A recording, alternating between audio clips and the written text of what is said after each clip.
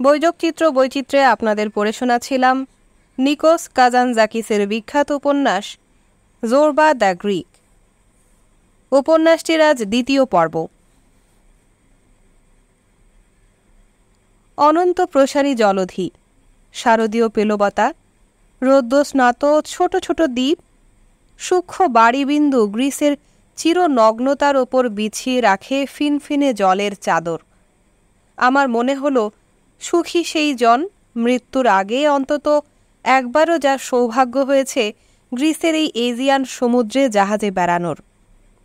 এই পৃথিবীর আনন্দযজ্ঞ অনেক, নারী, ফলফলান্তি, উন্নত ধ্যান ধারণা, কিন্তু শান্ত শরতের কোনো একদিনে প্রতিটি ক্ষুদ্র দ্বীপাঞ্চলের নাম ঠোঁটে জপ করতে করতে সমুদ্র ভ্রমণ করা আমার মনে হয় এমন এক আনন্দ যা মানুষের অন্তরকে সহজ ছন্দে বয়ে নিয়ে যায় স্বর্গধামে। বাস্তবতা থেকে স্বপ্নে এত স্বচ্ছন্দে ভেসে যাওয়া আর কোথাও সম্ভব নয়। সীমানা ক্ষীণতর হয়ে মিশে যায় এবং প্রাচীন অর্ণবপোতের জরাগ্রস্ত মাস্তুল থেকে গজায় কুঁড়ি আর তাতে ধরে ফল। সত্যি এখানে গ্রিসের এই মাটিতে প্রয়োজনই অতি লৌকিক হয়ে ফুটে ওঠে। দুপুরের দিকে বৃষ্টি থেমে গেল। সূর্যদেব মেঘগুলোকে সরিয়ে দিয়ে শান্ত সজীব সদ্য স্নাতরূপে আবির্ভূত হয় এবং কিরণ হস্তে এর প্রিয় জল ও সৈকতের ওপর আদরের পরশ বোলায়। আমি জাহাজের গলুইয়ের কাছে দাঁড়িয়েছিলাম। আমার সামনে যত দূর চোখ যায় যে অলৌকিক উন্মোচিত হচ্ছিল, আমি তারই মদিরা পান করছিলাম। জাহাজে গ্রিস দেশি মানুষ ভরা, ধূর্ত প্রকৃতির লোকেরা। চোখে তাদের লোভ, মগজে তাদের বাজারের ব্যবসায়ীদের সস্তার টোটকা মাল। হরদম তারা কলকাঠি নাড়ছে, বিসম্বাদ করছে। বেসুরো পিয়ানো একটা বাজছিল, আর একদল ধার্মিক গৃহবধূ খাজুরে আলাপে যেন বিষ ছড়াচ্ছিল।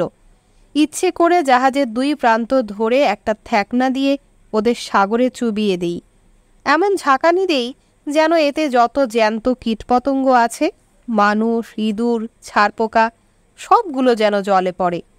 এরপর শূন্য জাহাজ ধুয়ে মুছে শুদ্ধ নির্মল করে আবার সাগরে ভাসাই। কিন্তু কখনো আবার সহমর্মিতায় আক্রান্ত হই, বৌদ্ধ সহমর্মিতা, একেবারে অধিবিদ্যার সিদ্ধান্তের মতোই শীতল। এই সহমর্মিতা কেবল মানুষের প্রতিই নয়, প্রতিটি জীবন যা পৃথিবীতে সংগ্রাম করে, চিৎকার করে, কাঁদে, আশায় বুক বাঁধে এবং বোঝে না যে সব কিছুই শূন্যতার এক অশরীরী রূপ, প্রত্যেকের প্রতিও। এই সহমর্মিতা গ্রিকদের জন্য, এই জাহাজ, এই সমুদ্র এবং আমার নিজের জন্য। লিগনাইট ব্যবসা, বুদ্ধের ওপর লেখা আমার অসমাপ্ত পাণ্ডুলিপি এবং এইসব যাবতীয় নিষ্ফল আলো আঁধারির শিল্প সৃষ্টি, যা হঠাৎ করেই নির্মল বাতাসকে এলোমেলো করে, দূষিত করে সবার জন্য সহমর্মিতা বোধ। আমি ঘন ঘন জোরবার দিকে দেখছিলাম। ওকে সম্ভবত সমুদ্রপীড়ায় ধরেছিল। জাহাজের সামনের দিকে দড়ির একটা কুণ্ডলির ওপর সে বসেছিল, হাতে একটা লেবু নিয়ে শুঁকছিল, আর বড় বড় কান খাড়া করে দুজন যাত্রী, একজন রাজাকে অন্যজন ভেনিজেলাসকে সমর্থন করে যে তর্ক করছিল সেটাই শুনছিল। পুরানা রদ্দি জমানা, বিরক্তিতে মাথা নেড়ে সে বিড়বিড় করে আর থুথু ফেলে। ওদের কোনো লাজ লজ্জা নাই? পুরানা রদ্দি জমানা বলতে কি বোঝো জোরবা? ওই যে ওরা বলতেছে রাজা বাদশাহ, গণতন্ত্র, পার্লামেন্ট, পুরানা মাল সব। জোরবার মনে সাম্প্রতিক ঘটনাগুলো একই ধরনের প্রাচীন ঘটনায় অধপতিত হয়ে মিলেছে, কারণ সে ইতিমধ্যে এদের পেরিয়ে এসেছে। টেলিগ্রাম, বাষ্পচালিত জাহাজ, রেলগাড়ি, বর্তমান নৈতিকতাবোধ, দেশাত্মবোধ এবং ধর্ম ওর গভীর অন্তর্লোকে তামাদি হিসেবেই বিবেচিত হয়েছে। নিশ্চিত অন্য যে কারো চেয়ে ওর মন অনেক দ্রুত এগিয়ে গেছে। মাস্তুলের দড়ি দড়া থেকে শব্দ আসছিল। সৈকত ভূমি লম্বা সফেন জলরেখার আলিঙ্গনে নৃত্য করছিল এবং মহিলা যাত্রীদের গাত্রবর্ণ লেমনের মতো হলুদ দেখাচ্ছিল, কারণ ওদের অস্ত্রপাতি, প্রসাধনী দ্রব্য, চুলের কাঁটা, চিরুনি ইত্যাদি সব এখন সমর্পিত, ওদের ঠোঁট বিবর্ণ হতে শুরু করেছে, ওদের নখের রং হয়েছে নীলাভ। কিচিরমিচির করা মহিলারা তাদের সব ধার করা মুকুট, রিবন, কপট ভুরু, বিউটি স্পট, ব্রেসিয়ার সব হারিয়েছে। ওদের এই অবস্থায় দেখে আপনি যেমন বিতৃষ্ণা বোধ করবেন, তেমনি উদার সহানুভূতিও অনুভব করবেন। জোরবা নিজেও হলুদ আর সবুজ রং ধরছিল। তার জলজলে চোখ এখন নিষ্প্রভ। কেবল সন্ধ্যার সময় দেখি ওর চোখ আবার জ্বলে ওঠে। সে দুটো ডলফিনের দিকে আঙুল তুলে দেখায়। জাহাজের আশেপাশের সমুদ্রে ওরা ডিগবাজির খেলা দেখাচ্ছিল। আরে দেখো ডলফিন, খুশিতে আটখানা হয়ে বলে সে। এই প্রথম আমি লক্ষ্য করি যে ওর বাঁ হাতের তর্জনীর প্রায় অর্ধেকটাই নাই। তোমার আঙুলে কি হয়েছিল জোরবা? আমি চেঁচিয়ে জিজ্ঞেস করি। ও কিছু না। উত্তর শুনে মনে হলো বিরক্তই হয়েছে, কারণ ডলফিনের ডিগবাজি উপভোগ না করে আমি ওর আঙুল দেখছি। কিন্তু আমার জানা দরকার, কোনো মেশিনে কেটেছ নাকি? মেশিন করছো কেন? আঙুল আমি নিজেই কেটেছি। তুমি কেটেছ? কেন? সেটা তুমি বুঝবে না বস, কাঁধ নাচিয়ে সে বলে। আমি তো তোমাকে বলেছি যে জীবনে বহু রকমের কাজ করেছি। একসময় কুমারের কাজও করতাম, হাঁড়ি পাতিল বানাতাম। এই কাজে একসময় আসক্তি জন্মেছিল। ভাবতে পারো, একতাল মাটি নিয়ে তাতে ইচ্ছামতো আকার দেওয়া যায়। সাঁ করে ঘোরাও চাকা, সঙ্গে কাদামাটির দলাও ঘুরবে, এমন যেন সেটায় ঘোর লেগেছে। আর তুমি ওর মাথায় দাঁড়ায় বলতেছ, আমি তরে দিয়ে একখান জগ বানাবো, একটা প্লেট বানাবো, তরে দিয়া বানাবো একখান কুপি। আর শয়তানে জানে আরও কত কি। এরই নাম তো মানুষ হওয়া। বলি তোমাকে, তখন তুমি সত্যিকারের মানুষ, মুক্ত মানুষ। সে এখন সমুদ্র ভুলে গেছে, লেবুও শুকছে না। ওর চোখ দুটো এখন আবার পরিষ্কার। বেশ, তো আঙ্গুল খোয়ালে কিভাবে? আমি জিজ্ঞেস করি। ও এইটা, চাকার জন্য এটা বাধা হয়ে দাঁড়িয়েছিল। কাজের মাঝখানে এই আঙ্গুলে বাগড়া দিত আর আমার প্ল্যান সব যেত ভেস্তে। তাই একদিন একটা দাও নিলাম আর। আশ্চর্য, ব্যথা পেলে না? কি বলছো, ব্যথা পাবো না? আমি কি গাছের গুড়ি, ব্যথা পাবো না? মানুষ আমি, অবশ্যই ব্যথা পাইছি। কিন্তু চাক্কা ঘোরানোর সময় এই আঙ্গুলে ডিস্টার্ব করত, তাই কাইটা ফালালাম। সূর্য ডুবে গেলে সাগর শান্ত হয়ে এলো, মেঘও কেটে গেল। পশ্চিম আকাশে সন্ধ্যা তারা উঠল। আমি সাগর দেখি, আকাশ দেখি এবং ভাবতে শুরু করি। ওইভাবে ভালোবাসতে পারা, ওইভাবে দা দিয়ে এক কোপে আঙুল কেটে ফেলা এবং ব্যথা অনুভব করা, কিন্তু মনের আবেগ চেপে রাখি। বাজে কাজ হয়েছে জোরবা, আমি হাসতে হাসতে বলি। গোল্ডেন লেজেন্ডের সেই কৃচ্ছির কথা মনে পড়ে। এক মহিলা তাকে দৈহিকভাবে অস্থির করে তুলেছিল বলে একইভাবে একটা চাপাতি নিয়ে। ধুত্তরি জাহান্নাম! জোরমা অনুমান করে আমি কি বলতে যাচ্ছি। ওইটা কাইটা ফেলল। কি গারল রে বাবা, জাহান্নামই কিস্তি রে। সেইটা তো আশীর্বাদ, স্বর্গে ঢোকা ঠেকায় কেমনে? কি বলছো তুমি? সে তো বড় রকমের বাধাই। আমিও নাছোড়বান্দা, বিরাট বাধা। কিসের বাধা? স্বর্গে ঢোকার। এক ধরনের বিদ্রুপ নিয়ে জোরবা তেরসা চোখে আমার দিকে তাকায়, বলে, হারে বোকা, স্বর্গে ঢোকার চাবি তো ওইটাই। সে মাথা তুলে আমার দিকে আরও মনোযোগ দিয়ে তাকায়, যেন দেখতে চায় আমার মনের মধ্যে কি আছে। পরকাল, বেহেশত, নারী, পুরোহিত। কিন্তু মনে হয় খুব একটা সুবিধা করতে পারে না। চিন্তিতভাবে তার সাদা চুলের মাথা নাড়ে। পঙ্গু মানুষ বেহেশত পায় না বলে সে চুপ করে। আমি কেবিনে গিয়ে শুয়ে একটা বই খুলি। তখনও আমার মনে বুদ্ধ সক্রিয়। আমি বুদ্ধ ও রাখালের সংলাপ বইটা পড়ি। কয়েক বছর থেকে এই সংলাপ আমার মনে এক ধরনের শান্তি এবং নিরাপত্তা বোধ সৃষ্টি করেছে। রাখাল: আমার রান্না শেষ, ভেড়িগুলোকে দুইয়েছি, কুঁড়েঘরের দরজায় খিল দিয়েছি, চুলোয় আগুন জ্বলছে এবং তুমি আমার আসমান, যত পারো বৃষ্টি ঢালো। বুদ্ধ: আমার খাদ্য বা দুধের আর প্রয়োজন নাই, বায়ুই এখন আমার বাসা। আগুন গেছে নিভে, আর আসমান আমার আসমান, যত ইচ্ছা বৃষ্টি নামাও। রাখাল: আমার ষাঁড় আছে, গাভীও আছে, আছে আমার বাবার সবুজ মাঠও, সেই সঙ্গে একটা বলদও যেটা ব্যাবাক গাইয়ের জন্য একাই যথেষ্ট। আর আমার আকাশ, যত খুশি বৃষ্টি নামাও। বুদ্ধ, আমার ষাঁড়ও নাই, গাভীও নাই, আর নাই কোনো চারণভূমিও। আমার কিছুই নাই, নাই ভয় কিছুতে। আর তুমি আমার অম্বর, তুমি যত ইচ্ছা বর্ষণ করো। রাখাল, ঘরে আছে আমার অনুগত বিশ্বাসী এক রাখালি বউ। বহু বছর থেকেই সে আমার স্ত্রী। রাতে তার সঙ্গে খেলাতেই আমার সুখ। আর তুমি আমার আকাশ, তুমি যত পারো বৃষ্টি ঝরাও। বুদ্ধ, আমার আছে নম্র মুক্ত আত্মা। বহু বছর ধরে একে শিক্ষা দিয়েছি এবং শিখিয়েছি কি করে আমার সঙ্গে খেলতে হয়। আর তুমি আমার অম্বর, তুমি যত পারো বরিশো। পড়তে পড়তে ঘুমিয়ে পড়েছিলাম, কিন্তু তখনও ওই দুই কণ্ঠস্বর আমার মনে কথাবার্তা বলছিল। সমুদ্রে আবার জোর হাওয়া দিচ্ছে এবং ঢেউগুলো কেবিনের ছোট ঘুলঘুলির মোটা কাঁচে আছড়ে পড়ছে। তন্দ্রা এবং জাগরণের মাঝামাঝি এক চিলতে ধোঁয়ার মতো আমি ভাসছিলাম। ঢেউগুলো অপার সমুদ্র হয়ে যেন তৃণভূমিকে, গরুর পাল, গাভীর পাল, বলদ সব কিছু ডুবিয়ে দিচ্ছিল। কুঁড়ে ঘরের ছাদ বাতাসে উড়ে গেল, চুলোর আগুন গেল নিভে। রাখাল জায়া একটা চিক্কুর দিয়ে উঠে মরে পড়ে রইল কাঁদায়। আর রাখাল আহাজারি শুরু করল।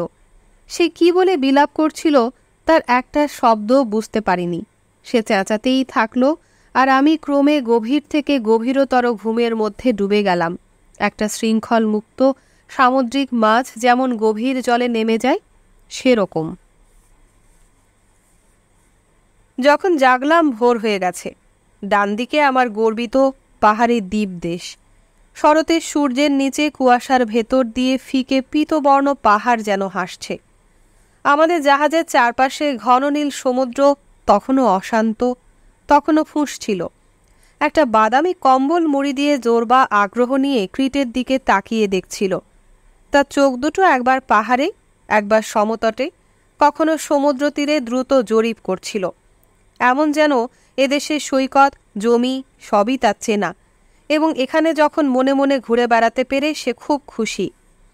আমি ওর কাছে গিয়ে কাঁধে টোকা দিয়ে বলি, জোরবা, তুমি নিশ্চয়ই ক্রিটে এই প্রথম এলে না? এমনভাবে তাকাচ্ছ যেন প্রাক্তন গার্লফ্রেন্ডকে তাড়িয়ে তাড়িয়ে দেখছ। জোরবা হাই তোলে, যেন ক্লান্ত। আমার মনে হলো তার এখন কথা বলার খুব একটা ইচ্ছা নাই। আমি হাসি। এখন বোধহয় কথা বলার মুড নাই, তাই না জোরবা? ঠিক তা নয় বস, সে বলে। কথার খাতিরে কথা বলা মুশকিল। মুশকিল কেন? সে তক্ষুনি উত্তর দেয় না। চোখ তার আরেকবার তীর ধরে ঘুরে আসে। সে সারা রাত ডেকেই ঘুমিয়েছে। তার কোকড়া সাদা চুল রাতের শিশিরে ভেজা। উদীয়মান সূর্যের আলো সরাসরি এসে পড়েছে তার গালের, থুতনির, গলার গভীর বলিরেখায়। শেষে সে ঠোঁট নাড়ে, মোটা ঝুলে পড়া ঠোঁট, অনেকটা ছাগলের ওষ্ঠের মতো। সকালবেলায় মুখ খুলতে অসুবিধাই হয়, এই বলে চুপ করে। তার গোল গোল চোখ আবার ক্রিটের দিকে নিবিষ্ট হয়। সকালে কফির ঘণ্টা বাজে। সব কেবিন থেকে হলুদ সবুজ কোঁচকানো মুখগুলো বেরোতে থাকে। মহিলারা বেরোয় আলগা বিনুনি নিয়ে। টেবিল থেকে টেবিলে তারা টলমলো পায়ে ধাক্কা খেতে খেতে এগোয়। ওদের শরীর থেকে বমি এবং ওডিকোলনের গন্ধ আসে। ওদের চোখ আতঙ্কে, হতবুদ্ধিতায় ঘোলাটে। আমার সামনে বসে জোরবা ওর কফিতে খুব আমেজ নিয়ে চুমুক দেয়। রুটির ওপর মাখন আর মধু লাগিয়ে তৃপ্তি ভরে খায়। ওর মুখে ক্রমে উজ্জ্বল এবং আরও শান্ত ভাব আসে। আমি গোপনে সপ্রশংস দৃষ্টিতে দেখছিলাম কেমনে সে ক্রমে নিদ্রা আর নীরবতা থেকে বেরিয়ে আসছিল। এবার সে একটা সিগারেট ধরায়, একটা শুকটান দিয়ে রোমশ নাসারন্ধ্র থেকে নীল ধোঁয়া ছাড়ে। একটু আরাম করে বসবার জন্য পূর্বদেশীয় কায়দায় ডান পা মুড়িয়ে চেয়ারে তার শরীরের নিচে রাখে। এরপরই তার পক্ষে মুখ খোলা সম্ভব হয়। এই প্রথম ক্রিটে এই প্রথম এলাম কি না? অর্ধনির্মিলিত চোখে সে ছোট্ট জানলা দিয়ে দূরে উজ্জ্বল সিলোরিটি পর্বতমালার দিকে তাকায়। না, এই প্রথম না। সেই 1896 সালে আমি তখন যুবক। আমার গোঁফ এবং চুলের রং ছিল খাঁটি, একেবারে চকচকে কালো। 32টা দাঁতই বহাল ছিল মুখে। আর যখন মাল টেনে মাতাল হতাম, তখন আমি প্রথমে গিলতাম শাঁসালো অ্যাপেটাইজার। এরপর যেসব প্লেটে থাকতো সেই ক্ষুধাবর্ধক, সেগুলো শুদ্ধ খেতাম। বেশ, তো সে সময় হঠাৎ করেই শয়তানে বাগড়া দিয়ে বসে। ক্রিটে শুরু হয় নতুন গণজোয়ার। তখন আমি ফেরি করে বেড়াতাম। ম্যাসিডোনিয়ার গ্রাম থেকে গ্রামে জামা কাপড়, সুই সুতা, মাথার ক্লিপ এইসব মাথায় করে বেচতাম। আর টাকার বদলে নিতাম পনির, উল, মাখন, খরগোশ আর মিঠা ভুট্টা। সেসব বিক্রি করে ডাবল লাভ হতো। প্রত্যেক গাঁয়ে আমি রাতে গিয়ে হাজির হতাম এবং জানতাম কোথায় রাত কাটাবো। প্রত্যেক গ্রামেই নরম মনের একটা দুটো বিধবা থাকেই, ঈশ্বর তাদের হেফাজত করুন। তো আমি এরকম একজনকে সুতার বান্ডিল কি একটা চিরুনি কি একটা স্কার্ফ দিতাম, অবশ্যই কালো রঙের, গতায়ু স্বামীর স্মরণে, এবং তার সঙ্গে রাতে ঘুমাতাম। এসবে খুব একটা খরচ হতো না। না, সত্যি বস, যেরকম ফুর্তিতে সময় কাটত সেই তুলনায় খরচ কমই হতো। কিন্তু যেমন বললাম, শয়তান সব ভণ্ডুল করে দিল এবং ক্রিট আবার অস্ত্র তুলে নিল। আমি বলতাম, জাহান্নামে যাক ক্রিটের ভবিষ্যৎ। এই শালার ক্রিট কি আমাদের একটু শান্তিতে থাকতে দেবে না? আমার জামা কাপড়, ফিতা, চিরুনি, বিধবা সব লাটে তুলে আমি বন্দুক হাতে বিদ্রোহীদের দলে যোগ দিলাম এবং সবাই মিলে ক্রিটের জন্য লড়তে গেলাম। জোরবা এরপর চুপ করে। এখন আমাদের জাহাজ এক নির্জন বালুময় জলরেখার বাঁক ধরে এগোচ্ছিল। এখানে ঢেউগুলো তরঙ্গ হয়ে ছড়িয়ে যায়, তীরে আছড়ে পড়ে না। এতে তটভূমি জুড়ে শুধু সরু একটা ফেনা রেখা সৃষ্টি হয়। আকাশে মেঘেরা ছড়িয়ে ছিটিয়ে আছে এবং সূর্য জ্বলছিল। আর বুনো ক্রিট ভূমি শান্তি ফিরে পেয়ে যেন হাসছিল। জোরবা আমার দিকে ফিরে এখন বিদ্রুপের দৃষ্টিতে তাকায়। আরে এখন বস, মনে হয় তুমি ভাবতেছো তোমারে ফিরিস্তে দেয়া শুরু করব।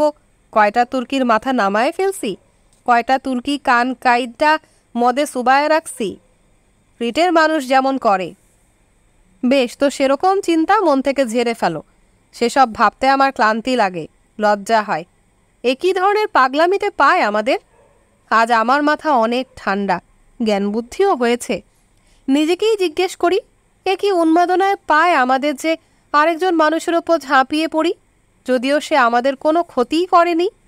ঝাঁপায় পড়ি, কামড় দেই, নাক কাটি, কান কেটে নিই, ভুঁড়ি নামায়া ফেলি, আমার সর্বশক্তিমানের কাছে সাহায্যও চাই। এর মানে কি এই যে আমরা চাই তিনি গিয়া মানুষের নাক কান কাটবে, নাড়ি ভুঁড়ি নামাবে? কিন্তু সেই সময় বোঝই তো, রগের মধ্যে রক্ত গরম, ভালো মন্দ, কিন্তু কেন যাচাইয়ের বুদ্ধি কই? ঘটনা ঠিকমতো ভেবে চিনতে, ন্যায় অন্যায় যাচাই করতে হলে ধীর স্থির হতে হয়, বয়স বাড়তে হয়, মুখ ভর্তি বাঁধানোর দাঁত থাকতে হয়। দাঁত নাই এমন বইরা হাবরা হলেই না তুমি সহজে বলতে পারো, দুত্তরি পোলাপান, কামড়াইতে যাবা না। কিন্তু মুখের মধ্যে 32 বিচি সবটাই থাকলে মানুষ যখন বয়সে যুবক, তখন সে বন্য জানোয়ার। হ্যাঁ বস, বন্য মানুষ খাওয়া জানোয়ার সে। সে মাথা নাড়ে। হ্যাঁ, সে ভেড়াও খায়, আবার মুরগি, শুয়োর এইগুলিও খায়। কিন্তু মানুষ না খাইতে পারলে তার পেট ঠান্ডা হয় না। কফির পিড়িতে সিগারেটের বাট ঠেসতে ঠেসতে এবার সে বলে, না, তার পেট ঠান্ডা হয় না। তো এখন কি বলবে মহামান্য পণ্ডিত লোক? উত্তরের জন্য অবশ্য সে অপেক্ষা করে না। আমাকে পরখ করতে করতে সে বলতে থাকে, তোমার বলার কি আছে শুনি? আমি তো বসতেছি মহামান্য বস। তুমি কখনো ভুখা থাকোনি, কখনো মানুষ মারোনি, চুরি চামারিও করনি, পরকীয়াও করেছো বলে মনে হয় না। তুমি এই দুনিয়ার হাল কি বুঝবা? তোমার মাথার মগজে এখনো পাপ ঢোকে নাই, আর তোমার গায়ে চামড়াও রোদে পড়ে নাই। তুমি কি বুঝবা? কণ্ঠে বেশ তিক্ততা নিয়ে সে কথাগুলো বলল। নিজের নাজুক নরম হাত, ফ্যাকাশে মুখ এবং অনভিজ্ঞ জীবন, এসব নিয়ে এখন আমার লজ্জাই হলো। ঠিক আছে।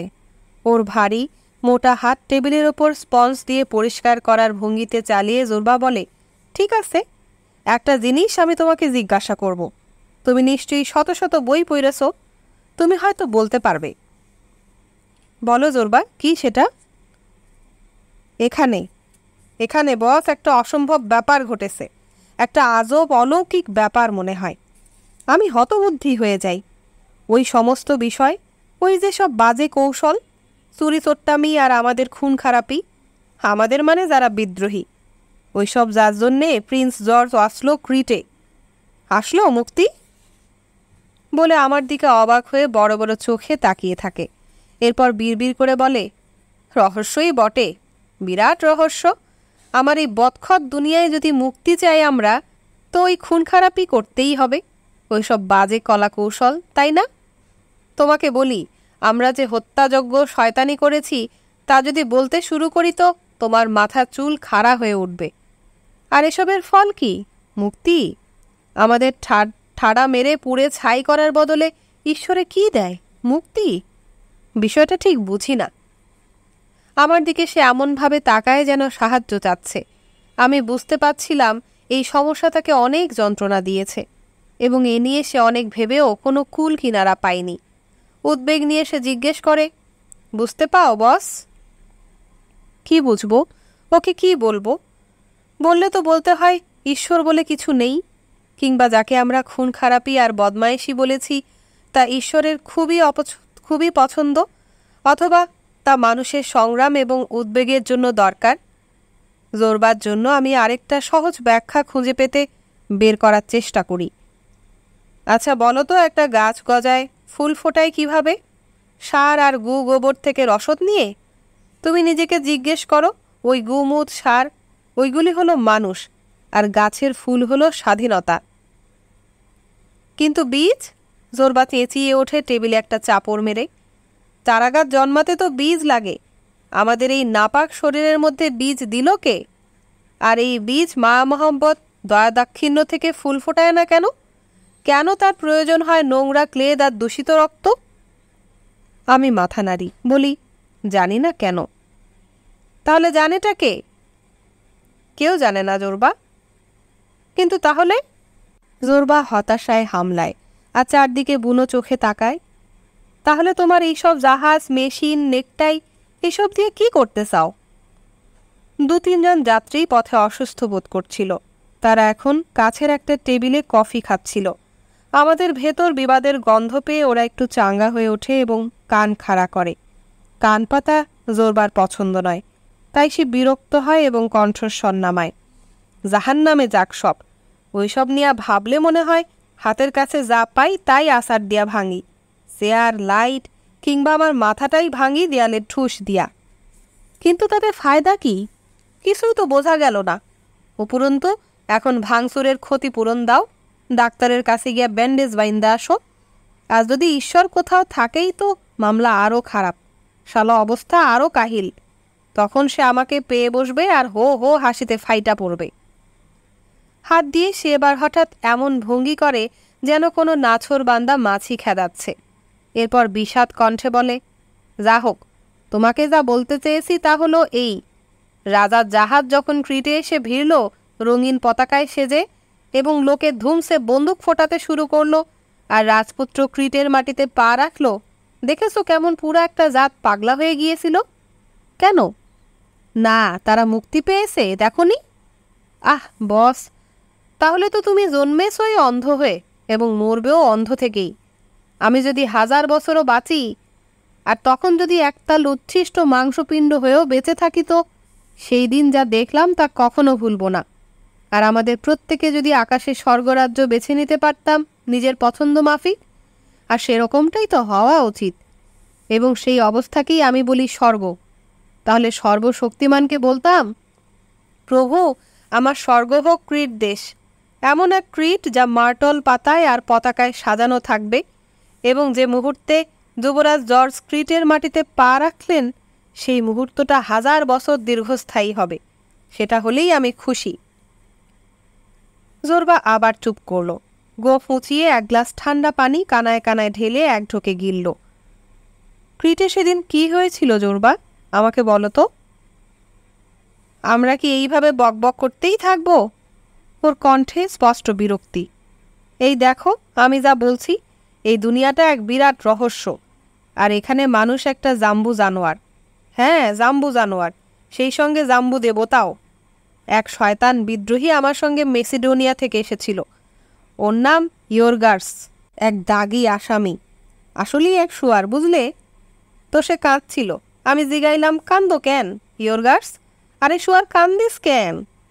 আমার চোখেও তখন দরদর করে পানি গড়াচ্ছে, কিন্তু সে কেবল 2 হাত বাড়ায় আমারে গলা জাপটে ধরল এবং একটা গ্যাদা বাচ্চার মতো ব্যা ব্যা করে আওয়াজ ছাড়ল। আর তখন ওই সিপটা জাউরা ওর খুঁতি খুলে সোনাদানা যা জমায়েছিল সব কোলের ওপর ঢালে আর মুঠায় মুঠায় তুলে শূন্যে ছুঁড়ে মারে। এইগুলি সে পেয়েছিল তুর্কিদের খুন করে, ওদের বাড়ি ঘর লুট করে। বুঝলে বস, এইটার নাম স্বাধীনতা। আমি উঠে ডেক পর্যন্ত যাই একটু নির্মল সামুদ্রিক হাওয়া গায়ে লাগাতে। হ্যাঁ, ঠিকই বলেছে, ওটার নামই স্বাধীনতা।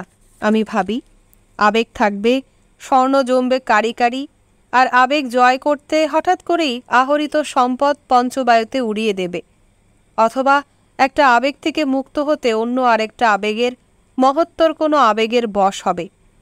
কিন্তু এটাও কি এক ধরনের দাসত্ব নয়?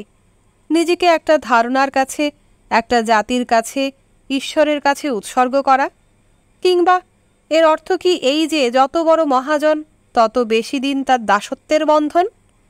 তাহলে তো আমরা ইচ্ছামতো আনন্দ ফুর্তি করতে পারি আরও বিস্তর জায়গা জুড়ে, এবং মরতেও পারি ওই বন্ধনের সীমা সরহদ্দ কিছু না জেনেই। এইটার নামই কি স্বাধীনতা, বস? অপরাহ্নের শুরুতে আমাদের জাহাজ নির্দিষ্ট সৈকতে পৌঁছে যায়। চোখে পড়ে মিহি করে ছাঁকা শ্বেত বালুকা। অলিয়ন্ডার গাছে তখনও ফুল ধরে আছে, ডুমুর গাছ, ক্যারব বৃক্ষ, ডানদিকে দূরে ধূসর ছোট্ট একটা বৃক্ষহীন টিলা, দেখে মনে হয় কোনো শায়িত মহিলার মুখ, আর তার চিবুকের নিচ দিয়ে কাঁধ বরাবর গাঢ় বাদামি রঙের লিগনাইট কয়লার শিরা উপশিরা। বৃষ্টির পর যেমন হয়, ঠান্ডা সোদা হাওয়া বইছিল, হালকা মেঘ উড়ে যাচ্ছিল, এবং নিচের ভূমির যেসব প্রান্তের ওপর দিয়ে তারা যাচ্ছিল সেসবে ছায়া ফেলে স্নিগ্ধ করছিল। অন্য আরেক ধরনের মেঘ ক্রমে জড়ো হচ্ছিল বেশ উত্তেজিত তৎপরতা নিয়ে। সূর্য কখনো জাগছিল, কখনো ঢাকা পড়ছিল, এবং পৃথিবীর মুখমণ্ডলও সেই ছন্দে কখনো উজ্জ্বল, কখনো ছায়াচ্ছন্ন হচ্ছিল, একটা ঘন কুয়াশা ঢাকা জীবন্ত মুখের মতো। বালুতটে কিছুক্ষণ দাঁড়িয়ে আমি দেখি সামনে প্রসারিত এক পুত নির্জনতা, ভয়ঙ্কর কিন্তু আকর্ষণীয় মরুভূমির মতো। এই মাটি থেকে যেন উত্থিত হয় এক মনমোহিনী বুদ্ধ সঙ্গীত, এবং তা আমার গভীর অন্তরে ছেয়ে যায়। কবে আমি মরুতে বিশ্রাম পাব, একা সঙ্গী হারা? কেবল থাকবে এই পবিত্র নিশ্চয়তা যে সবই তো স্বপন। কবে শুধু কোটি বস্ত্র পরে বাসনাবিহীন তৃপ্ত মনে পর্বতাঞ্চলে যাব অবসরে? কবে দেখব আমার এ দেহ তো শুধুই রোগ, হত্যাযজ্ঞ, বার্ধক্য আর মৃত্যু, এমন জ্ঞানের পর মুক্ত নির্ভীক আনন্দচিত্তে আমি মনে গিয়ে নেব আশ্রয়? ওহ, কবে কবে কবে? জোরবা আমার দিকে এগিয়ে আসে, বগলে শান্তুরি। ওই যে দেখো লিগনাইট। আমার আবেগ ঢাকতে ওকে বলি, এবং নারী মুখ সদৃশ পাহাড়ের দিকে হাত প্রসারিত করে দেখাই। জোরবা সেদিকে না ফিরেই ভুরু কোঁচকায়। পরে বস, এখনো সময় হয়নি, বলে সে। মাটি এখনো সুস্থির হয়নি, কাঁপছে জাহাজের ডেকের মতো। যার নামে যাক শালা, এখন বরং চলো গ্রামের দিকে যাই, বলেই সে লম্বা লম্বা পা ফেলে রওনা দেয়। ইতিমধ্যে 2 নগ্নপদ গ্রাম্য টোকাই, মিশরীয় কৃষাণ সন্তানের মতো বাদামি গায়ের রং তাদের, তো তারা দৌড়ে এসে আমাদের মাল সামান তুলে নেয়।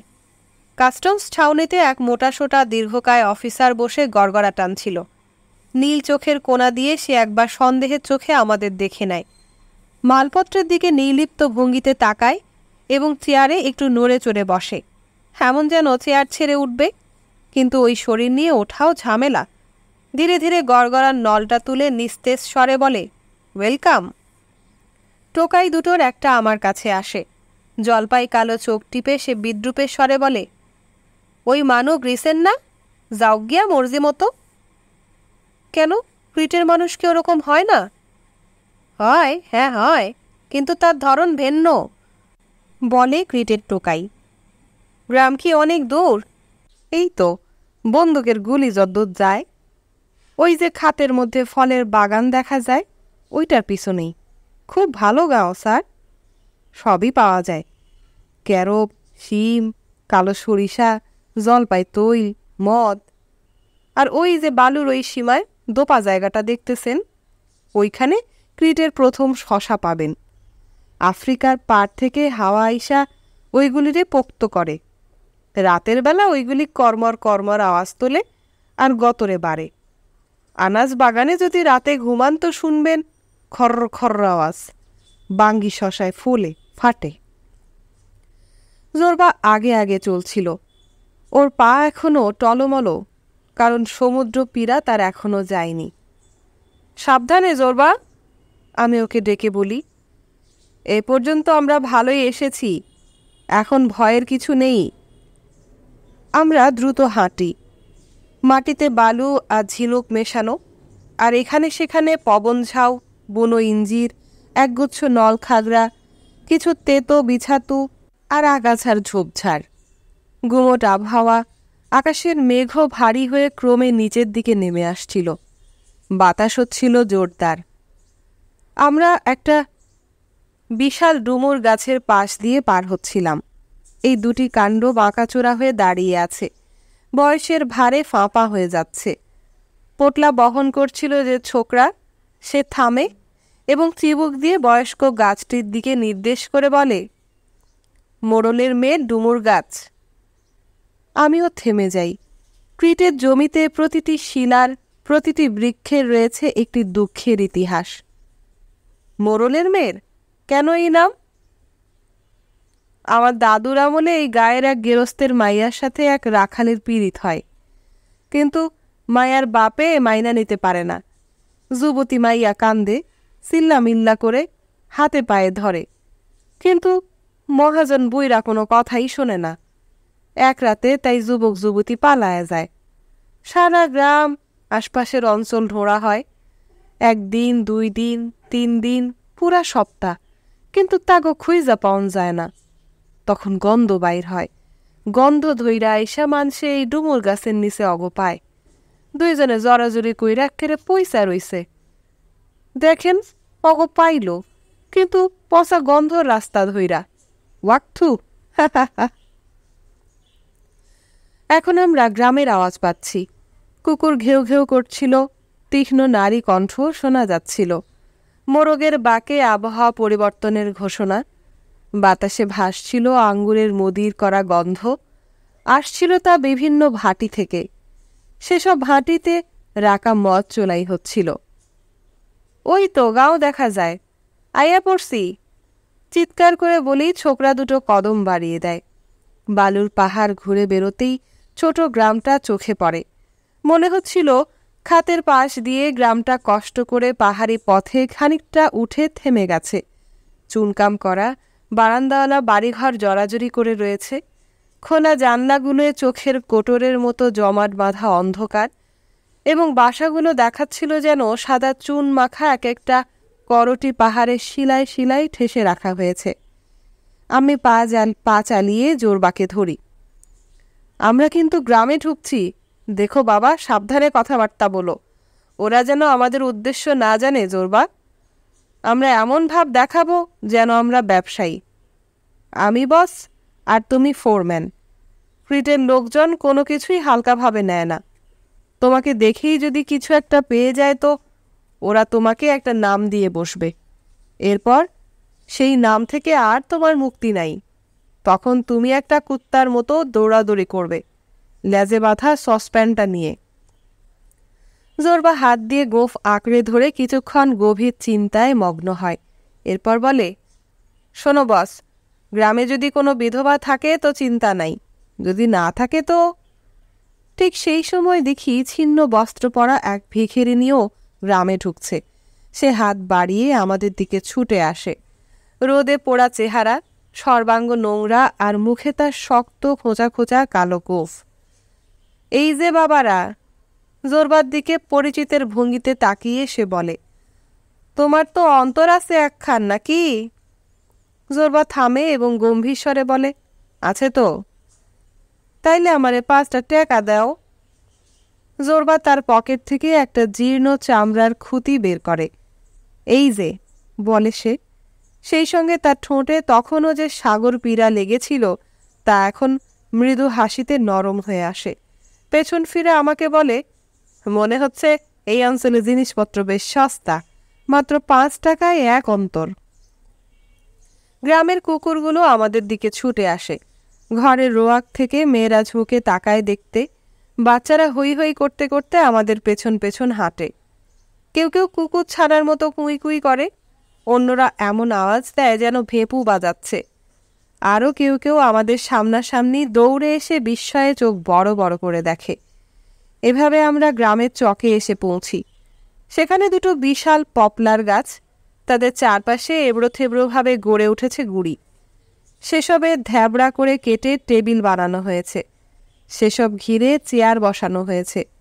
উল্টো দিকে একটা ক্যাফে, সেটার মাথায় বিরাট মলিন সাইনবোর্ড, মডেস্টি ক্যাফে ও মাংসের দোকান। আমাকে হাসতে দেখে জোরবা জিজ্ঞেস করে, হাসছো কেন বস? কিন্তু উত্তর দেবার সময় আমার নেই। ক্যাফে ও মাংসের দোকান থেকে 5 কি 6 স্বর্ণমার্কা লোক ছুটে আসে। তাদের পরনে গাঢ় নীল চোগা আর কোমরে লাল বেল্ট। ওরা সমস্বরে চেঁচায়, ওয়েলকাম বন্ধুরা, আসেন, বসেন। চেয়ানি রাকি খান ভাটি থেকে এইমাত্র এলো, এখনো গরম আছে। জোরবা জিভ চটকিয়ে আমার দিকে ফিরে চোখ টেপে, কি বলো বস, চলবে নাকি 1 গ্লাস?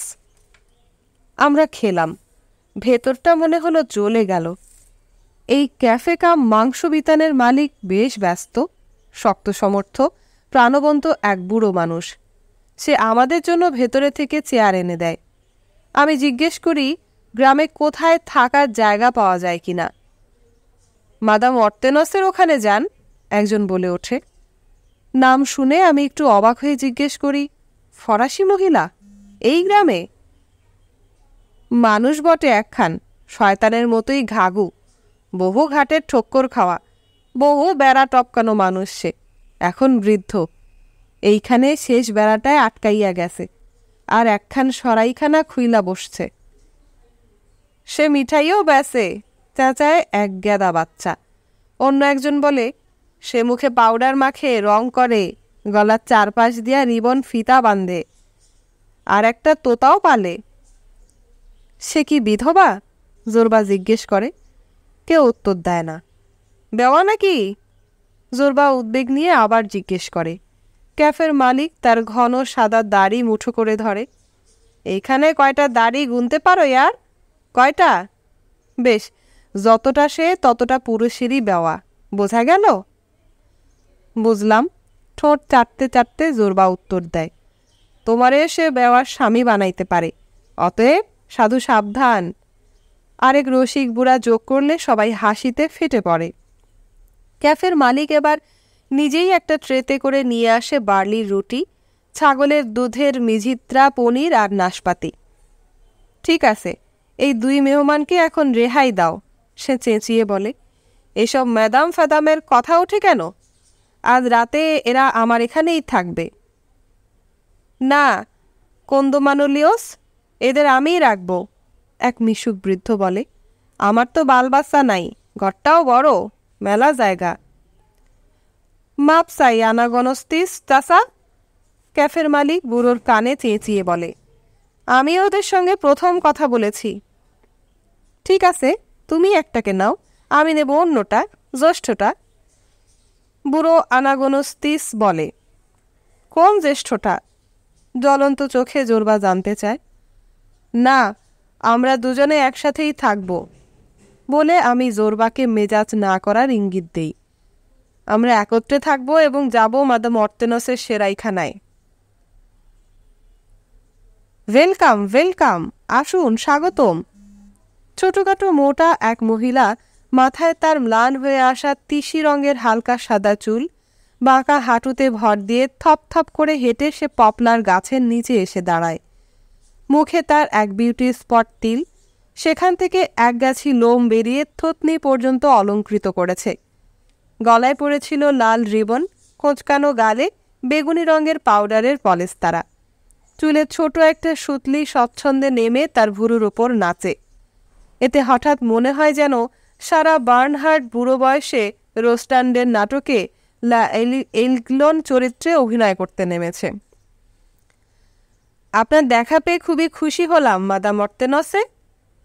ওর হাতে চুমু খাওয়ার প্রস্তুতি নিয়েই আমি সৌজন্য বাক্যটা বলি। হঠাৎ দিল খোলা মেজাজে হয়তো একটু বাড়াবাড়ি হয়ে গেল। আমার মনে হচ্ছিল জীবন এক রূপকথার গল্প, কিংবা শেক্সপিয়রের দ্য টেম্পেস্ট নাটক।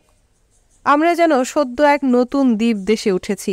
শরীর ভিজে জবজবে, কল্পিত ঝড়ে জাহাজ বিধ্বস্ত হয়েছে।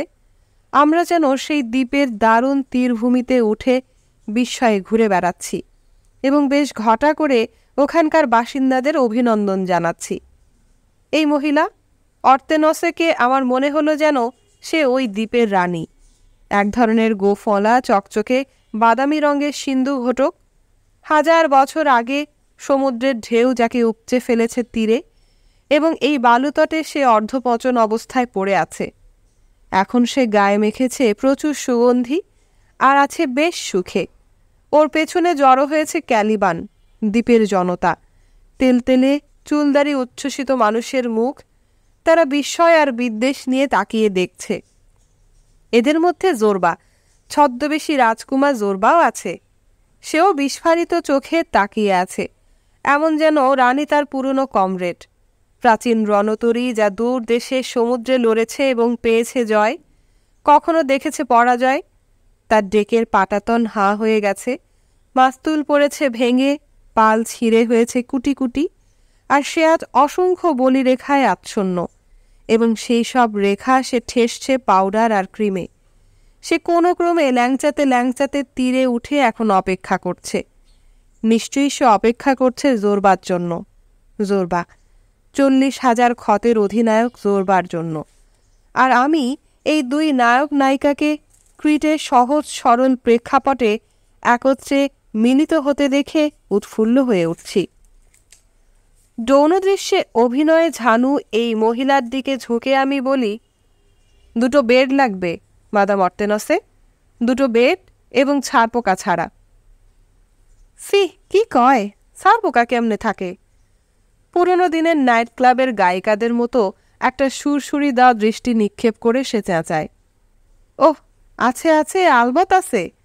ক্যালিবানের মুখ থেকে বিদ্রুপ উদ্গত হয়, সঙ্গে হাসি, হা হা হা। নাই নাই পোক নাই, মাদাম উত্তরে বলে, একই সঙ্গে মোটা পা দিয়ে মেঝের পাথরে দাবায়।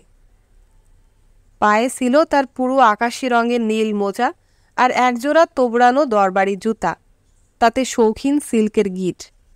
ক্যালিবান আবার হাসতে হাসতে হামলে ওঠে, জাহান্নামে যাও গো অপেরা সুন্দরী। কিন্তু অর্তেনসে ইতিমধ্যেই যথেষ্ট গাম্ভীর্য বজায় রেখে আমাদের পথ দেখাতে শুরু করেছিল। তার দেহ থেকে পাউডার আর সস্তা সাবানের ঘ্রাণ ভেসে আসছিল। জোরবা ওর পিছে পিছে যায় আর চোখ দিয়ে ওর পাছা চাটে। আমাকে চোখ টিপে বলে, দেখে নাও বস, মাগি তো হাঁসের মতো হাঁটতেছে। দেখো, প্লাফ প্লাফ, কেমন পাছা দোলাইতেছে ভেরির মতো, মনে হয় লেজে চর্বি ভরা। ওদিকে আকাশ মেঘাচ্ছন্ন হয়ে আসে, বৃষ্টির 2-4টে বড় বড় ফোঁটা পড়ে। পাহাড়ের দিকটায় নীল বিজুরি চমকায়। তরুণী মেয়েরা তাদের শ্বেত ছাক চর্মের ঢিলে ঢালা জামা জড়িয়ে দ্রুত মাঠ থেকে তাদের পোষা ছাগল আর ভেড়াদের নিয়ে ফিরছিল। মহিলারা ঘরের চুলার পাশে জড়সড় হয়ে বসে সন্ধ্যার আগুন জ্বালাচ্ছিল। জোরবা অসহিষ্ণুভাবে তার গোঁফ কামড়াচ্ছিল, কিন্তু চোখ জোড়া ওই মহিলার দোলায়িত নিতম্ব থেকে সরেনি। হঠাৎ সে একটা দীর্ঘশ্বাস ফেলে উচ্চারণ করে, জাহান্নামে যাক শালার জীবন, আজ এরা খেলাধুলার শেষ নাই। অধ্যায় 3। মাদাম অর্তেনসের খুদে হোটেল তৈরি হয়েছে পুরনো আমলে সারি সারি কিছু স্নানাগার, একটার পিছে আরেকটা জোড়া দিয়ে। ঢুকতেই প্রথম ঘরটা একটা গিফট শপ। তাতে আপনি কিনতে পাবেন ক্যান্ডি, সিগারেট, আরবি বাদাম, বাতির সলতে, বাচ্চাদের বর্ণমালার বই এবং সুগন্ধি রজন। এর সঙ্গে লাগানো 4টে ঘরই আসলে মূল আবাসিক হোটেল। পেছনে উঠানের দিকে রান্নাঘর, লন্ড্রি, মুরগির ঘর এবং খরগোশের খাঁচা। ঘন নলখাগড়া এবং কাঁটাওয়ালা নাশপাতির গাছ পোতা হয়েছে চারপাশে সূক্ষ্ম মসৃণ বালুমাটি জুড়ে। পুরো জায়গাটায় সমুদ্রের নোনা ঘ্রাণ, বিষ্ঠা এবং প্রস্রাবের ঝাঁঝালো গন্ধ। কিন্তু এসবের মধ্যে থেকে থেকে থেকে যখন মাদাম মর্তেনসে চলাফেরা করত, তখন বাতাসের গন্ধ যেত পাল্টে। মনে হতো আপনার সামনে নাপিতের দোকান থেকে রাস্তায় সাবান গোলা পানি ঢেলে ফেলা হচ্ছে। বিছানা প্রস্তুত হতেই আমরা শুয়ে পড়ি এবং সকাল পর্যন্ত ঘুমাই একটানা। কি স্বপ্ন দেখেছিলাম মনে নেই, তবে ঘুম থেকে উঠে এত চাঙ্গা আর সুখ অনুভব করছিলাম যে মনে হলো সদ্য সমুদ্রে ডুব দিয়ে এসেছি। সেদিন রোববার, লিগনাইট খনিতে কাজ শুরু করতে আশপাশের গ্রাম থেকে শ্রমিকরা আসবে কাল সোমবার। সেজন্য এই একটা দিন আমার অবসর আছে এই অঞ্চলের সাগর পার ঘুরে ফিরে দেখার, এই অঞ্চলের যেখানে বিধি আমাকে নিয়ে এসেছে। সূর্য সবে উঁকি দিচ্ছিল, তখন আমি বেরিয়ে পড়ি। বাগানগুলো ছাড়িয়ে সমুদ্র তীর ধরে হাঁটি। এখানকার পানি, মাটি আর বাতাসের সঙ্গে দ্রুত পরিচিত হই।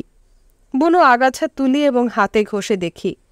আমার হাতের তালু পুদিনা ধনেপাতার রসনারোচক গন্ধে ভরে ওঠে। একটা টিলায় উঠে চারদিকে তাকাই। গ্রানাইট পাথরের বিরস কঠিন গ্রামাঞ্চল, কালচে সবুজ গাছপালা, শ্বেত চুনা পাথর। মনে হয় এই মাটিতে শাবলও বসবে না। তা সত্ত্বেও মাঝে মাঝেই হলুদ লিলি ফুল শুষ্ক মাটি ভেদ করে সূর্যালোকে জ্বলজ্বল করছে। আরও দূরে দক্ষিণে ছোট একটা নিচু বালিকণা দ্বীপ গোলাপি রং ধরে জ্বলছিল এবং সূর্যের প্রথম কিরণে কুমারী লাল বর্ণে রূপান্তরিত হচ্ছিল। সমুদ্র তটরেখায় কিছুটা দূরে জলপাই গাছ, ক্যারব সিম, ডুমুর গাছ, কয়েকটা দ্রাক্ষাকুঞ্জ। পাহাড়ের নিরাপদ খাঁজে খাঁজে টক কমলা লেবুর গাছ, মেডোলার গাছ, তীরের কাছাকাছি তরমুজের ক্ষেত। ছোট টিলার ওপর অনেকক্ষণ কাটাই। দেখি মাটির সূক্ষ্ম তরঙ্গায়িত কারুকাজ। এলাকার পর এলাকা লৌহ পাথর, ঘন সবুজ ক্যারব গাছ, রূপালীপত্র জলপাই গাছ। মনে হচ্ছিল যেন চোখের সামনে মেলে ধরা হয়েছে বাঘের তরঙ্গায়িত ডোরাকাটা চামড়া। দূরে দক্ষিণ দিকে একেবারে আফ্রিকার ভূমধ্য সাগরীয় তটরেখা পর্যন্ত সমুদ্র তখনও ক্ষুব্ধ, চিকচিকে অপার পরিত্যক্ত সমুদ্র সগর্জনে বারবার ছুটে এসে ক্রিটের সৈকতে আঘাত করছে, বালুবেলা গিলে খাচ্ছে। ক্রিটের এই দৃশ্য একটা ভালো গদ্য রচনার সঙ্গে মিলিয়ে দেখা যায়। সযত্নে সংগঠিত বাক্যবন্ধ, সাদামাটা, অলঙ্কারের বাড়াবাড়ি থেকে মুক্ত, বেশ শক্তিশালী এবং সংযত। খুব কম বাক্য ব্যয় করে এতে সবই বলা হয়েছে। এতে নেই চপলতা, নেই চতুরালি, শঠতা, নেই তত্ত্ব, নেই উপদেশ। যেটুকু বলার তাই যেন বলা হচ্ছে এক পৌরুষদীপ্ত কৃচ্ছতা বজায় রেখে। কিন্তু ক্রিটের এই দৃশ্যের কাঠখোট্টা লাইনগুলোর মধ্যেও ফুটে ওঠে অবাক করা সংবেদ আর নমনীয়তা। পাহাড়ের নিরাপদ ভাঁজে ভাঁজে লেমন আর নারাঙ্গি বন বাতাসে সুবাস ছড়ায়, আর সমুদ্রের বিশাল বিস্তার থেকে ভেসে আসে অমর অনিঃশেষ কাব্যগাথা। ক্রিট, ক্রিট, আমি মর্মরিত স্বরে হৃৎস্পন্দন নিয়ে উচ্চারণ করি। টিলা থেকে নেমে সমুদ্র তটে জলের কিনারায় চলে আসি। গায়ের মেয়েরা খলবল করতে করতে যাচ্ছে। মাথায় তাদের বরফ সাদা স্কার্ফ, পায়ে লম্বা হলুদ বুট জুতা, পরনের ঘাগরা ওপরে গোটানো। ওরা সাগর তীর ধরে একসার চোখ ধাঁধানো শ্বেত আলো হয়ে কাছের কোনো কনভেন্টে প্রার্থনায় যোগ দিতে যাচ্ছিল। আমি থেমে পড়ি। আমাকে দেখা মাত্রই ওরা হাসাহাসি বন্ধ করে। অচেনা পুরুষ দেখে ভয়ে ওদের ভাবভঙ্গি কঠিন হয়ে পড়ে। মাথা থেকে পা পর্যন্ত পুরোটা শরীর হঠাৎ করেই প্রতিরোধের দেয়াল তোলে। শক্ত করে বোতাম লাগানো ব্লাউজে হাত চেপে ধরে। ওদের রক্তে আদিম সংশয় আর অবিশ্বাস জেগে ওঠে। ওরা ভয় পায়। আফ্রিকার দিকে মুখ করে থাকা এই ক্রিটদেশী সৈকতের গ্রামগুলো শত শত বছর দেখেছে কেমন জলদস্যুরা হঠাৎ ক্রিটের তীরে নেমে গবাদি পশু, মহিলা আর শিশুদের বন্দি করেছে। লাল বেল্ট দিয়ে ওদের বেঁধে জাহাজের খোলে ছুঁড়ে ফেলেছে এবং জাহাজ চালিয়ে ওদের বেচে দিতে নিয়ে গেছে আলজিয়ার্সে, আলেকজান্দ্রিয়ায়, বৈরুতে। শত শত বছর এই সৈকতের জলে শোভাবর্ধন করেছে রমণীর কালো ছেঁড়া চুল, চুলের বেনি, বাতাস প্রকম্পিত হয়েছে কান্না আর বিলাপ ধ্বনিতে। আমি এই সমভ্রস্ত তরুণীদের লক্ষ্য করি। তারা পরস্পরের কাছাকাছি ঘেঁষাঘেঁষি করে এগোয়, যেন দুর্ভেদ্য দেয়াল তুলতে চায়। প্রাকৃতিক প্রবৃত্তি থেকেই ওরা এমন প্রতিক্রিয়া ব্যক্ত করে। প্রাচীনকালে হয়তো এমন আচরণ ছিল অবশ্যম্ভাবী, আর আজ তারই পুনরাবৃত্তি ঘটছে কোনো যুক্তি ছাড়াই। পুরাকালের প্রয়োজন মেয়েগুলোর চলাচলের ছন্দ নিয়ন্ত্রণ করছে আজও। মেয়েগুলো আমার সামনে দিয়ে চলে যাওয়ার সময় আমি নীরবে একপাশে সরে ওদের পথ করে দিই। মুখে থাকে হাসি, আর প্রায় সঙ্গে সঙ্গে যেন ওরাও অনুভব করে যে বিপদের ভয় তারা যা পেয়েছিল তা শত শত বছর আগেই শেষ হয়ে গেছে, এবং তারা আজ জেগে উঠেছে নিরাপত্তার যুগে। তখন ওদের মুখমণ্ডল হাসিতে উজ্জ্বল হলো। একসঙ্গে ঘেঁষাঘেঁষির প্রতিরক্ষা আলগা হয়ে ছড়িয়ে গেল, এবং সবাই স্পষ্ট কুলুকুলু স্বরে আমাকে সুপ্রভাত জানালো। ঠিক সেই সময় দূরের কনভেন্ট থেকে ঘণ্টার আনন্দধ্বনি ভেসে এসে সৈকতের বাতাস আশিস বাণীতে ভরিয়ে তুলল। ততক্ষণে সূর্য উঠেছে, আকাশও পরিষ্কার। কয়েকটা পাথরের মাঝখানে গাংচিলের মতো গুটিসুটি হয়ে বসে সমুদ্রের দিকে সানন্দে তাকিয়ে থাকি। শরীরে বল পাই, তেজি সজীব বোধ করি, শরীর বশ্য মনে হয়। আর আমার মন ঢেউয়ের দেখা দেখি নিজেও এক ঢেউ হয়ে অবাধ অপ্রতিরোধ্য বেগে সাগরের ছন্দে ভেসে যায়। তখন আমার হৃদয়ও ফুলতে শুরু করে। ভেতর থেকে দুর্বোধ্য শানুনয় উদ্ধত কণ্ঠস্বর জেগে ওঠে। আমি জানতাম কি সে ডাকছে। মুহূর্তের জন্য একা হলেই এই স্বর কোঁকিয়ে ওঠে, ভয়ঙ্কর কোনো পূর্বাভাসের উৎপাটন আর অন্ধ ভীতির আশঙ্কায়, এবং আমারই দ্বারা মুক্ত হবার অপেক্ষায় সে ডাক ছাড়ে। এই দানবকে যেন না শুনতে হয়, এবং এই ভয়ঙ্কর দানবকে যেন ঝেড়ে ফেলতে পারি, সেজন্য দ্রুত দান্তে খুলে বসি। দান্তে আমার ভ্রমণ সঙ্গী। পাতার পর পাতা উল্টাই। এখানে একটা লাইন পড়ি তো ওখানে দুটো লাইন অথবা তিনটে, এবং এভাবে পুরো কাণ্ঠই মনে পড়ে যায়। ওই সব অগ্নিঝরা পৃষ্ঠা থেকে অভিশপ্তরা হামলে ওঠে। পাহাড়ের মাঝপথে উঠে আহত মহান আত্মারা দুরারোহ খাড়া চূড়ায় উঠতে আথারি পাথারি হাতড়ায়। আরও ঊর্ধ্বে আশিস ধন্য আত্মারা সবুজ মাঠে ঝিকিমিকি জোনাক পোকার মতো স্বচ্ছন্দে বিচরণ করে। নিয়তি ত্রিতল এই ভয়ঙ্কর সৌধে আমি সর্বোচ্চ থেকে সর্বনিম্ন স্তরে ঘুরে বেড়াই। নরকে, স্বর্গে ঢোকার পথে শুদ্ধিস্থানে, এবং স্বর্গে আমি স্বাধীনভাবে চলাফেরা করি, এমন যেন সেসব আমারই ঘরদোর। আমি দুঃখ ভোগ করি, স্বর্গসুখের অপেক্ষা করি, পাইও। দান্তের অসাধারণ পদাবলী আমাকে ভাসিয়ে নিয়ে যায়। এরপর দান্তে বন্ধ করে তাকাই সমুদ্রের দিকে। দেখি সেখানে একটা চিল জলের ওপর বুক পেতে ঢেউয়ের সঙ্গে একবার ওঠে, একবার পড়ে, যেন ঢেউয়ের হাতে নিজের শরীর ছেড়ে দিয়ে সে সজীব আনন্দ উপভোগ করছে। এক যুবক, রোদে পোড়া নগ্নপদ যুবক, একটা প্রেমের গান গাইতে গাইতে বেলাভূমির জলের সীমা ধরে হাঁটছিল। হয়তো সে প্রেমিকের বেদনা বুঝতে পেরেছিল, কারণ দেখি তার গলা ক্রমেই কচি মোরগের কণ্ঠের মতো কর্কশ শোনাতে শুরু করেছে। দান্তের কবিতা বহু বছর, বস্তুত শত শত বছর এভাবেই তার নিজের দেশে গীত হয়েছে। প্রেমগীতি যেমন তরুণ তরুণীকে প্রস্তুত করে সঙ্গমের জন্য, সেরকম ফ্লোরেন্সের আবেগমথিত কাব্য ইতালিয়ান যুবকদের তৈরি করেছে নৃগোষ্ঠীর সংগ্রাম ও স্বাধীনতার জন্য। বংশ পরম্পরায় এইসব তরুণ, ওদের সবাই কবির আত্মার আত্মীয় হয়ে পবিত্র ভোজের মাধ্যমে দাসত্বকে রূপান্তরিত করেছে স্বাধীনতায়। পেছনে হাসির শব্দে আমি হঠাৎ দান্তের উচ্চতা থেকে ধপাস করে নিচে পড়ে যাই। ফিরে তাকিয়ে দেখি জোরবা। হাসিতে তার মুখমণ্ডল কুঁচকে যাচ্ছে। সে চেঁচিয়ে বলে, কি হচ্ছে বস? আমি তো তোমারে খুঁজা হয়রান, কেমনে জানি? বস কই? আমাকে চুপ থাকতে দেখে সে চালিয়ে যায়। দুপুর শেষ হয়ে এলো প্রায়, মুরগির মাংস রান্না হয়েছে। বেচারা মুরগি শিগগিরই মাংসের দলায় পরিণত হবে। বুঝলে কি বলছি? জানি, কিন্তু খিদে নেই। খিদা নাই? জোরবা অবাক হয়ে নিজের উরুতে চাপড় মারে।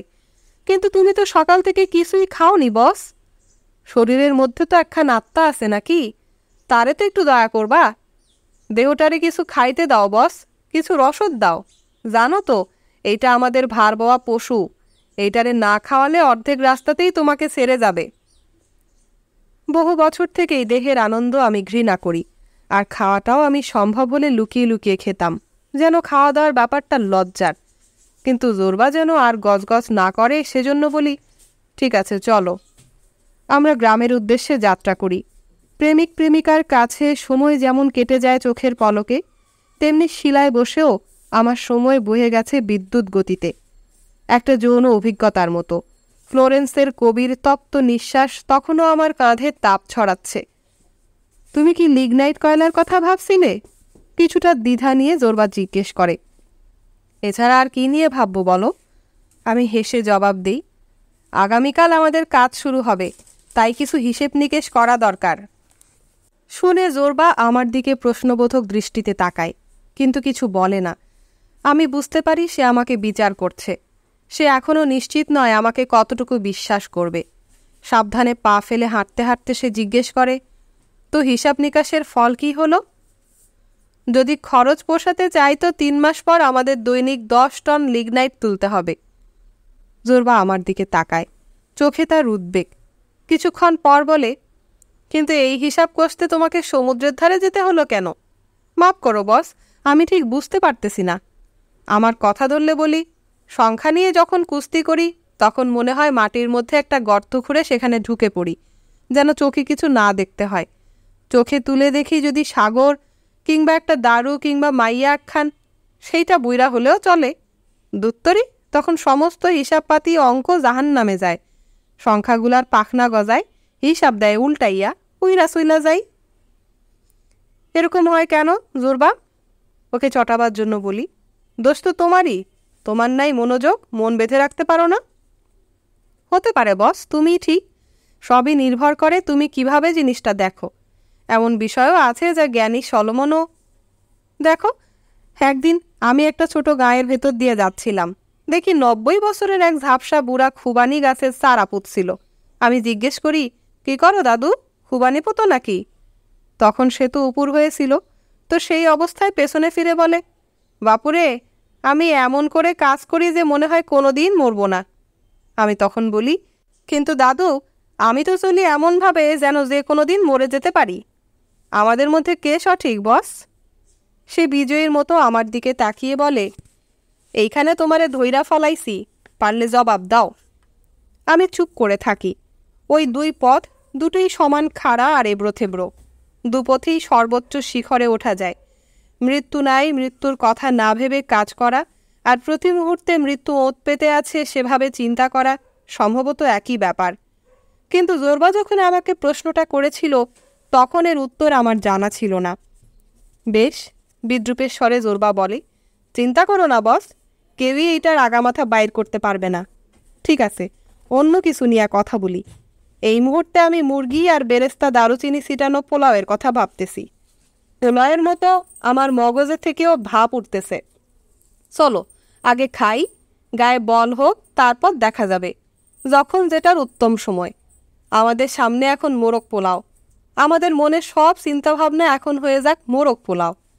আগামীকাল আমাদের সামনে আসবে লিগনাইট। ব্যাস, আমাদের মনও তখন হয়ে যাবে লিগনাইট। আধা আধি বলে কিছু নাই, বুঝলে? আমরা গ্রামে প্রবেশ করি। মহিলারা তাদের ঘরের দোরগোড়ায় বসে গল্প করছিল। বুড়োরা হাতে ছড়িতে ভর দিয়ে নত হয়ে চুপ করে বসেছিল। একটা ফল ভারনত ডালিম গাছের তলে এক জয়ীফ বৃদ্ধা তার নাতির মাথা থেকে উকুন বেছে মারছিল। ক্যাফের সামনে এক বয়স্ক মানুষ, তার চোখের পাতা ঝোলানো ভারস্থ একনিষ্ঠ ভঙ্গি এবং ঈগলের মতো নাক।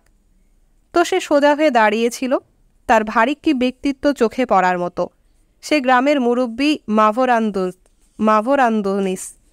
আমাদের কাছে এই ভদ্রলোকই লিগনাইট খনি যারা দিয়েছে। আগের দিন সন্ধ্যাবেলা সে মাদাম অর্তেনসের ওখানে থেমে বলেছিল, আজ আমাদের সে তার বাসায় নিয়ে যাবে। সে বলেছিল, কি লজ্জার কথা, তোমরা ওই মহিলার হোটেলে উঠেছ? গ্রামে যেন আর কোনো মানুষ নেই, আশ্চর্য। সে তো রাশভারী মানুষ, গ্রামের মাতব্বরদের মতোই সে মেপে কথা বলে। আমরা তার প্রস্তাবে রাজি হইনি। এতে সে রাগ করে, কিন্তু এরপর আর পিড়াপিড়ি করেনি। যাক, আমার দায়িত্ব আমি পালন করেছি। যাবার সময় সে বলে গেল। কিছুক্ষণ পর দেখি বাসা থেকে সে আমাদের জন্য 2 পনিরের দলা, 1 বাস্কেট ডালিম, ছোট এক বয়াম কিসমিস আর শুকনো ডুমুর এবং এক বড় বোতল রাকি মদ পাঠিয়ে দিয়েছে। গাধার পিঠ থেকে এইসব মাল নামাতে নামাতে তার চাকর বলে, ক্যাপ্টেন মাভরান্দনিসের তরফ থেকে সৌজন্য উপহার। তিনি আমাকে বলতে বলেছেন যে জিনিসগুলো এমন কিছু না, তবে এর দ্বারা সমাদরণ করা হলো। আমরাও তখন গায়ের মুরব্বীর সমূহ প্রশংসা করি এবং পাল্টা শুভেচ্ছা জানাই। তোমাদের উভয়ের দীর্ঘায়ু কামনা করি। উত্তরে সে বুকে হাত রেখে বলে, এর বেশি কিছু আর না। জোরবা বিড়বিড় করে, ওর বস মনে হয় খিটখিটে মেজাজের মানুষ, কিন্তু বেশ দেমাগীও। আমার তো ভালোই মনে হলো। আমি বলি, আমরা শেষে এসে পৌঁছলাম। জোরবার নাসারন্ধ্র আনন্দে কাঁপছিল। মাদাম অর্তেনসে ক্যাফের গোবরাট থেকে আমাদের দেখেই একটা হর্ষধ্বনি করে ছুটে গেল ঘরের ভেতর। জোরবা উঠোনের টেবিল পেতেছিল পল্লবহীন আঙুর বাগানে। সে রুটির মোটা স্লাইস কেটে মদের বোতল এনে টেবিলে রাখে। আমার দিকে ধূর্ত চোখে তাকিয়ে সে টেবিলের দিকে নির্দেশ করে দেখায়। দেখি 3 জনের জন্য সে টেবিল সাজিয়েছে। আমার কানে ফিসফিস করে বলে, দেখেছ বস? হ্যাঁ, দেখছি তোরে বুড়া সোট্টা। আমার জবাব, বুইরা মুরগি তো রসালো মাল। ঠোঁট চাটতে চাটতে সে বলে, আমি সব 2-1টা খেল ভালোই জানি বস। ওর চোখ চিকচিক করে। খুব উৎসাহে সে মুখে একটা তুর্কি প্রেম গীতি ভাঁজে আর এটা ওটা করে। এই তো উত্তম জীবন বস, মজ করে সময় কাটাও, সঙ্গে রবে সিরিয়া। দেখো এমন এমন ভাব করছি যেন একটু পরই মরে যাব, যেন সিরিয়া হাতে আসার আগেই পটল তুলব। টেবিলে যাও, টেবিলে, মাদাম অর্তেনসে আদেশ করে। সে পোলাওয়ের হাঁড়িটা তুলে আমাদের সামনে নামিয়ে রাখে, কিন্তু নিজে না বসে মুখ ফাঁক করে দাঁড়িয়ে থাকে। টেবিলে সে 3টে থালা দেখেছে। আনন্দে একেবারে লাল হয়ে সে জোরবার দিকে তাকায় এবং ক্ষুধে সরস চোখ টেপে। সে কিন্তু কামুক মাল, জোরবা ফিসফিস করে। এরপর অতিশয় বিনয়ের সঙ্গে মাদামের দিকে ফিরে বলে, সাগর পাড়ের সুন্দরী পরী, আমরা 2 জন জাহাজ ডোবা নাবিক। সমুদ্র আমাদের উগরে দিয়েছে তোমার দেশে। এবার কৃপা করে সঙ্গে একটু খেতে বসো গো মৎস্যকন্যা। প্রাক্তন ক্যাবারে গায়িকা তার 2 বাহু একবার আলিঙ্গনের ভঙ্গিতে ফাঁক করে বন্ধ করে। মনে হচ্ছিল আমাদের 2 জনকেই সে বাঁধতে চায় তার বাহু বন্ধনে। সে নিতম্ব নাচিয়ে এগিয়ে গিয়ে জোরবাকে স্পর্শ করে, এরপর আমাকে, এবং খিলখিল করে হাসতে হাসতে নিজের ঘরের দিকে দৌড় দেয়। একটু পরেই দেখি বেরিয়ে আসে। ও বাবা, কি দৃশ্য! শরীরে দোলা লাগিয়ে সে সেরা প্রসাধনী আর পোশাকে সজ্জিত হয়েছে। পুরনো একটা সবুজ ভেলভেটের জামা, সর্বত্রই তন্তুসার অবস্থা, মলিন হলুদ জরির পাড়। ওর কাঁচুলি বেশ দরাজভাবে খোলা এবং বুকে চিরে দেখি একটা পূর্ণ প্রস্ফুটিত কৃত্রিম গোলাপও লাগিয়েছে। হাতে নিয়ে এসেছে টিয়া পাখির খাঁচা। সেটা এনে ওর সামনে আঙুর বাগানের একটা শুকনো ডালে টাঙিয়ে রাখে। আমরা তাকে 2 জনের মাঝখানে বসাই, জোরবা ওর ডানে, আমি বামে। এরপর 3 জনেই গোগ্রাসে খেতে থাকি। অনেকক্ষণ কেউ একটা কথাও বলি না। আমরা নিজ নিজ পশুটাকে খাওয়াচ্ছিলাম এবং সুরা দ্বারা তার তৃষ্ণা নিবারণ করছিলাম। খাদ্য শীঘ্রই রক্তে রূপান্তরিত হলে পৃথিবীকে মনে হলো আরও সুন্দর। আমাদের 2 জনের মাঝখানে বসা মহিলাকে প্রতি মুহূর্তে মনে হচ্ছিল বয়স কমে সে যুবতী হচ্ছে। তার মুখের বলিরেখাগুলো দ্রুত মুছে যাচ্ছিল।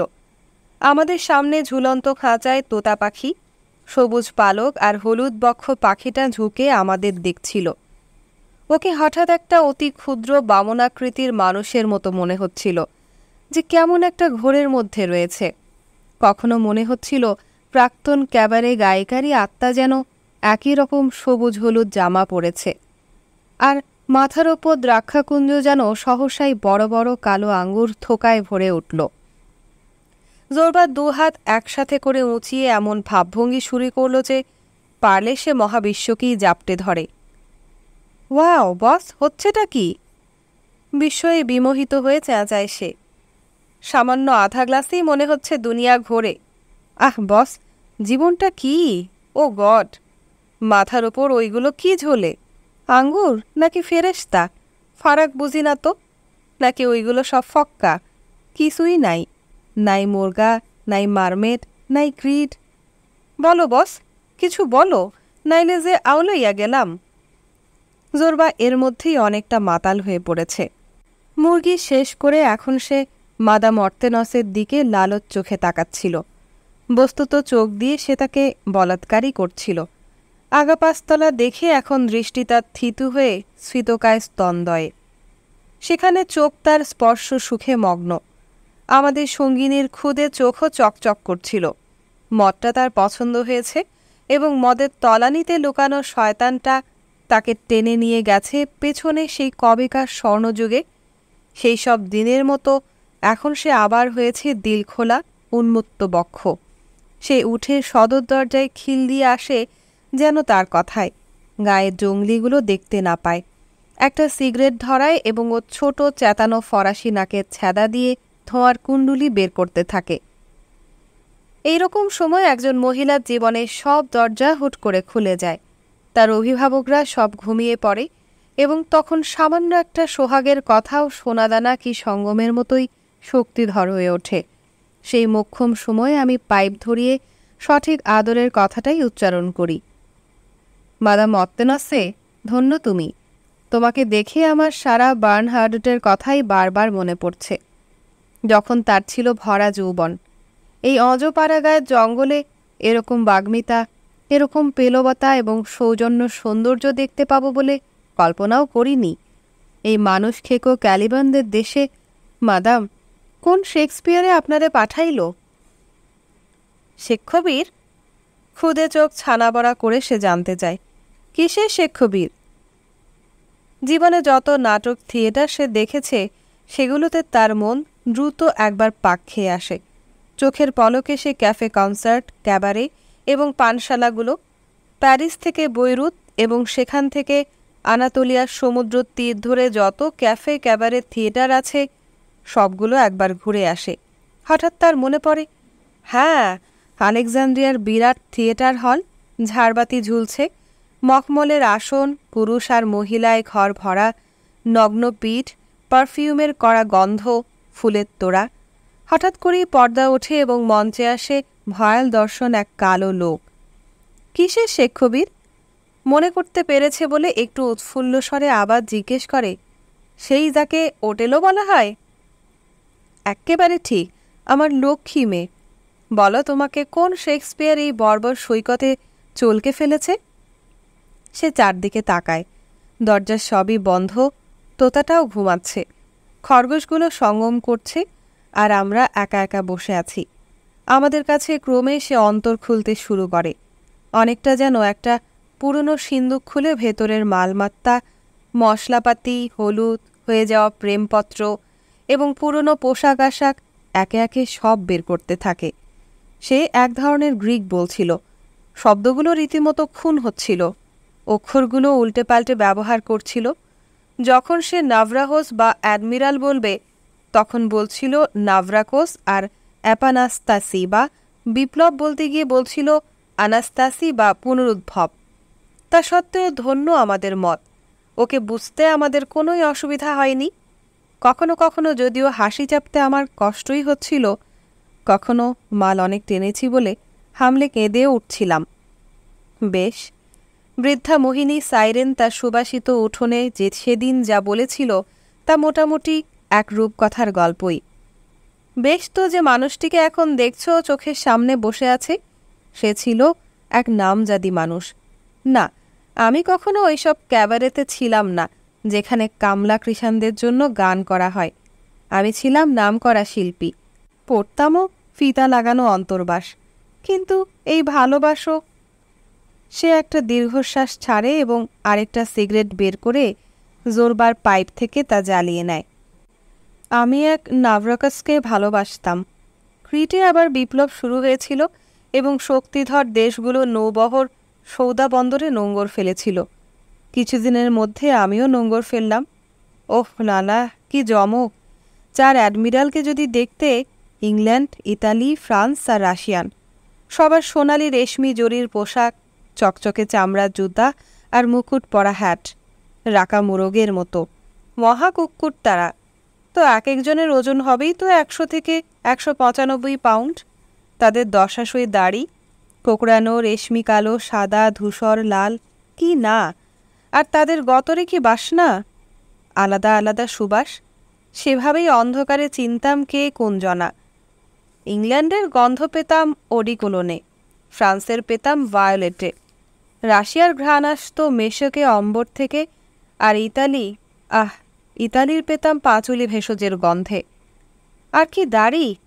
ও ক্রিসমেরি, কি দাড়ি! অনেক সময় জাহাজে বসতাম আমরা 5 জনাই। তখন কথা হতো বিপ্লব নিয়ে। ওদের উর্দি থাকতো ঢিলে ঢালা, আর আমার সিল্কে সেমিত চামড়ার সঙ্গে সাঁটা, কারণ ওরা মাতলাবি করে আমার গায়ে ঢালতো শ্যাম্পেন। বুঝতেই পারো তখন গ্রীষ্মকাল। তো একদিন আমরা বিপ্লবের কথা বলছিলাম, খুব গম্ভীর আলোচনা হচ্ছিল।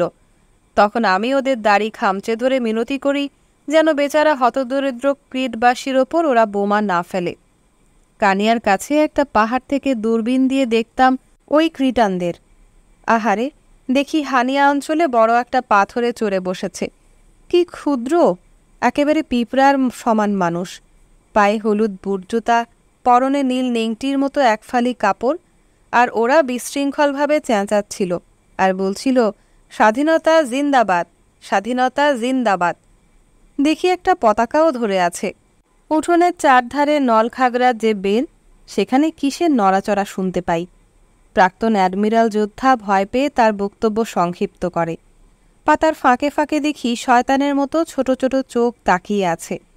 আমাদের ছোট্ট পার্টির গন্ধ পেয়ে গ্রামের ছোকরাগুলো চুরি করে দেখতে এসেছে কি হচ্ছে। ক্যাবারে গায়িকা উঠে দাঁড়াতে চায়, পারে না। খাইদাই এবং মালটানা একটু বেশিই হয়েছে। সে ঘেমে ওঠে আর বসে পড়ে। জোরবা উঠে একটা পাথর তুলে নিলে বাচ্চারা হই দিয়ে দৌড়ে পালায়। হ্যাঁ, এবার বলো প্রিয় মৎস্যকন্যা মাদাম, বলতে থাকো, জোরবা বলে এবং নিজের চেয়ারটা ওর আরও কাছাকাছি টেনে বসে। সে কথাই বললাম ওই ইতালিয়ান অ্যাডমিরালকে। ওর সঙ্গে আমার ঘনিষ্ঠতা হয়েছিল বেশি। ওর দাড়ি পাকড়াও করে বললাম, আমার কানাভারো, ওর নাম এটা। তো বললাম, আমার ছোট্ট সোনা কানাভোরা কি? আর না বুম বুম, আর না বুম বুম। এই যে মেয়েটাকে দেখছো এখানে, জানো কতবার সে ক্রিটানদের নিশ্চিত মৃত্যুর হাত থেকে বাঁচিয়েছে? কতবার কামানে গোলা ভরে সব প্রস্তুত। তখন আমি অ্যাডমিরালের দাড়ি আঁকড়ে ধরে তাকে বুম বুম করতে দেইনি। কিন্তু সেজন্য কি সামান্য ধন্যবাদটুকুও পেয়েছি? তোমাদের কেউ হয়তো স্বীকৃতির পদক পেয়েছ, কিন্তু আমি? মানুষের অকৃতজ্ঞতায় ক্ষুব্ধ মাদাম অর্তেনসে তার বলি পড়া ছোট্ট মাংসল মুঠি দিয়ে টেবিলে চাপড় মারে। জোরবা আবেগের ভান করে ও 2 হাত বাড়িয়ে মাদামের বহু চাপে অভিজ্ঞ ফাঁক করা হাঁটু দুটোয় চেপে ধরে এবং চেঁচিয়ে বলে, ও গো আমার বউ বলি না, দোহাই তোমার, দয়া করো, no boom boom, no boom boom. হি হি হি হি করে হাসতে হাসতে আমাদের সভদ্রে মাদাম বলে ওঠে, সরাও তোমার নোংরা হাত, কি মনে করো আমাকে? বলে আবার একই সঙ্গে ওর দিকে নরম চোখে তাকায়। উপরে স্বর্গে একজন ঈশ্বর আছে, কৌশলী লম্পট বুড়ো বাবা বলে। বুবুলি না আমার, ঘাবড়েও না, আমরা তো আছি সুইটি, ভয় কিসের? ফরাসি মাদাম বৃদ্ধা তার ছোট ফ্যাকাশে নীল চোখ ঊর্ধ্বে তোলে, কিন্তু দেখার মধ্যে সে দেখে তার টিয়া খাঁচার ভেতর ঘুমাচ্ছে। পাখিটাকে খুব সবুজ দেখাচ্ছে। ও কানাভারো, আমার ক্ষুদিমণি কানাভারো কি? পাখির উদ্দেশ্যে সে আদুরে গলায় বকম বকম করে ওঠে। ওর স্বর চিনতে পেরে পাখির চোখ খোলে, খাঁচার শিক আঁকড়ে ধরে এবং শ্বাসরুদ্ধ মানুষের মতো কর্কশ গলায় চেঁচিয়ে ওঠে, কানাভারো, কানাভারো। উপস্থিত মিস, জোরবা হাজিরা দেয় এবং আরেকবার 2 হাত বাড়িয়ে বহু মানুষকে সেবা দেওয়া হাঁটু দুটো জাপটে ধরে, এবার এমন ব্যগ্রভাবে যেন এখনই সে জানুদয়ের দখল চায়। প্রাক্তন ক্যাবারে গায়িকা তার চেয়ারেই মোচড়ায় এবং আরেকবার তার কোঁচকানো ছোট ছোট ঠোঁট খোলে। লড়াই তো আমিও করেছি, বীরের মতো বুকে বুক লাগিয়ে, পালিকারি বীরের মতো। কিন্তু এলো মন্দার দিন, ক্রিট হলো স্বাধীন, রণতরীগুলোর ওপর ফিরে যাওয়ার নির্দেশ হলো। কিন্তু আমার কি হবে? আমি চাপদারি চেপে ধরে চিৎকার করি, আমাকে কোথায় রেখে যাচ্ছ তোমরা? আমি তো ততদিনে জাঁকজমকে অভ্যস্ত হয়ে পড়েছি। শ্যাম্পেন, মুরগির রোস্ট এইসবে মানিয়ে গেছি। সুন্দর সুন্দর তরুণ নাবিকরা আমাকে স্যালুট দিত, তাতে অভ্যস্ত হয়েছি। ওইসব ফার্স্ট ক্লাস কেবিন, গোলাভরা কামান আমার দিকে তাকিয়ে থাকত, আর আমার স্পর্শ সুখ চাইত। কাত হয়ে শুয়ে থাকতো যেন কারো সঙ্গে ঘুমাচ্ছে, একেবারে মর্দা মানুষের মতো। ওহ, আমার অ্যাডমিরালরা, বলো আমার কি হবে? এখন তো আমি 4 দফা বেওয়া, আর তারা কেবল হাসে। ওরে পুরুষের জাত, খালি হাসে। ওরা আমার কোঁচায় ইংল্যান্ডের পাউন্ড, লিরা, রুবেল আর ফ্রাঙ্ক ঠেলে দেয়। সেগুলো আমি মোজার ভেতর কাঁচুলির মধ্যে, জুতার মধ্যে ঠেসে ভরি। বিদায় শেষ সন্ধ্যায় আমি এতটাই কাঁদি যে অ্যাডমিরালদের দয়া হয়। ওরা গোসলখানার টাবে শ্যাম্পেন ভরে সেখানে আমাকে চোবায়। ওদের সামনেই আমার স্নান হয়। সে সময় আমাদের ঘনিষ্ঠতা উঠেছিল তুঙ্গে। আমাদের শরম লাগেনি, বোঝো তো।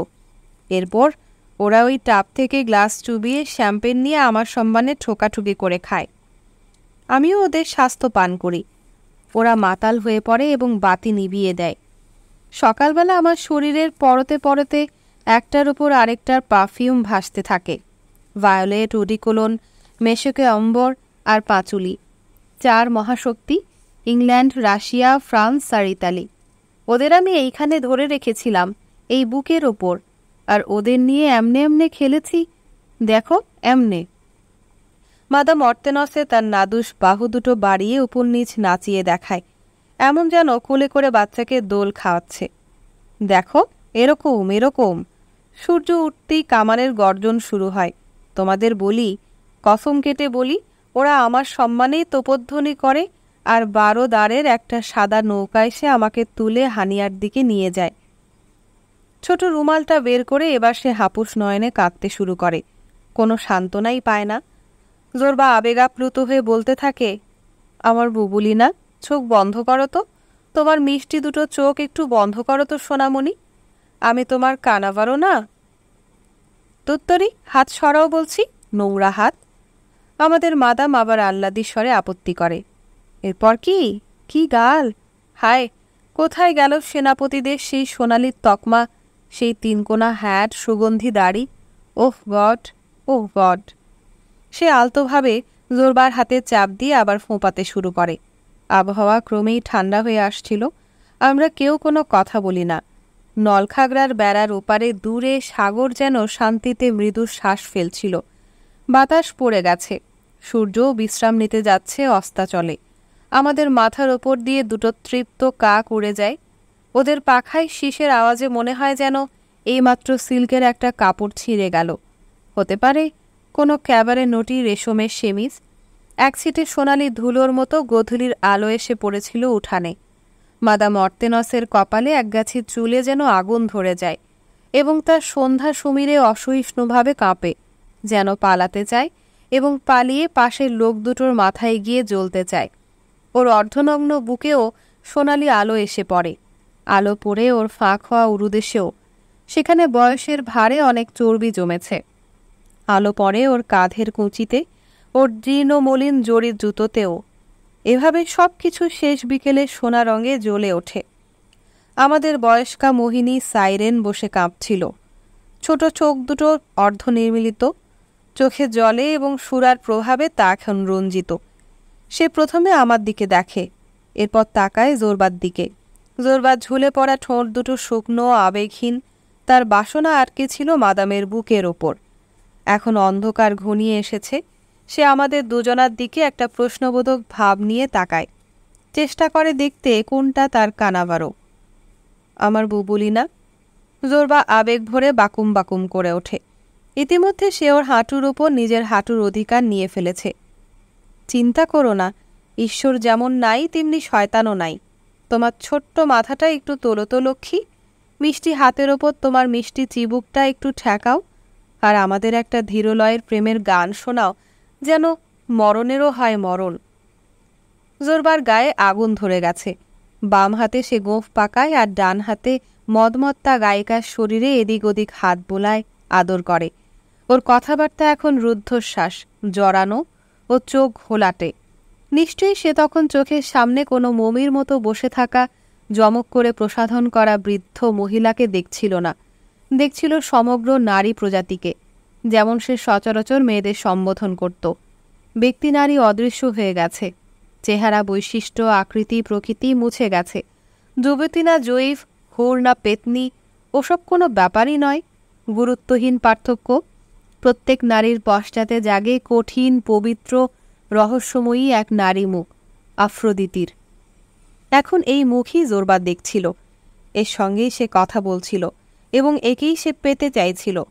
মাদাম অর্তেনসে তো মাত্র এক ক্ষণস্থায়ী ফিনফিনে মুখোশ, যেটা ছিঁড়ে নামিয়ে জোরবা চেয়েছে চিরন্তনী নারীর মুখে চুমু খেতে। মানিক আমার, তোমার বরফ সাদা গ্রীবা একটু তোলো তো, খাবি খাওয়া কণ্ঠে অনুনয় করে বলে সে। তোমার মরাল গ্রীবা বাড়িয়ে আমাদের সেই গানটা একটু শোনাও না, সেই আমান আমান দুঃখে কপাল পোড়া ভালোবাসার গানটা। প্রাক্তন গায়িকা তার অভিজ্ঞ করকমলে চিবুক রাখে, কাপড় ধুয়ে ধুয়ে সেই হাতের সবখানে এখন ফাটা, বাসনায় ঘোলা চোখ দুটো নিস্তেজ হয়ে আসে। সে বন্য এবং হৃদয় বিদারক কান্নার সুরে তার প্রিয় সেকেলে গানটি গাইতে শুরু করে। জোরবার দিকে আধবোজা মূর্ছা প্রায় চোখে তাকিয়ে বারবার ঘুরে ঘুরে নিজের সবচেয়ে ভালো লাগার গানটি করতে থাকে, যেন ওর পছন্দের মানুষটিকে সে খুঁজে পেয়েছে। কেন দেখা হলো বলো, না দেখা ছিল যে ভালো। জোরবার লাফিয়ে ওঠে, ঘরে ঢোকে ওর শান্তরি আনতে, এনে তুর্কিদের মতো মাটিতে বসে পড়ে, যন্ত্রটার বস্ত্র খোলে, হাঁটুর ওপর রাখে এবং ওর পোড় খাওয়া শক্ত হাত দুটো প্রসারিত করে ধরে। ওহ ওহ, দোহাই তোমার। থেকে থেকে সে হামলে ওঠে। বুবুলিনা আমার প্রিয়তমা বুবু, একটা চাকু হাতে নাও আর আমার গলায় পোঁচ দাও, জবাই করো প্লিজ। তখন রাত গাঢ় হতে শুরু করেছে, সন্ধ্যা তারা আকাশের অনেকটাই পেরিয়ে তখন ঢুলে পড়েছে। তখন জোরবার অপকর্মের সহযোগী শান্তরির কামুক স্বর শুনে মাদাম অর্তেনসে মুরগির মাংস আর পোলাও, খুবানি বাদাম আর শরাবে ঠাসা এই প্রাক্তন ক্যাবারে গায়িকা জোরবার কাঁধে দেহের ভার ছেড়ে দিয়ে একটা দীর্ঘশ্বাস ফেলে। ওর হাড্ডি ছাড় দেহের পাশিতে নিজের শরীর ঘষে ঘষে সে আর একবার ঘন দম ছাড়ে। আমার দিকে হেলে জোরবার নিচু স্বরে বলে, কর গতর যাকছে বস, কাইটা পড়ো।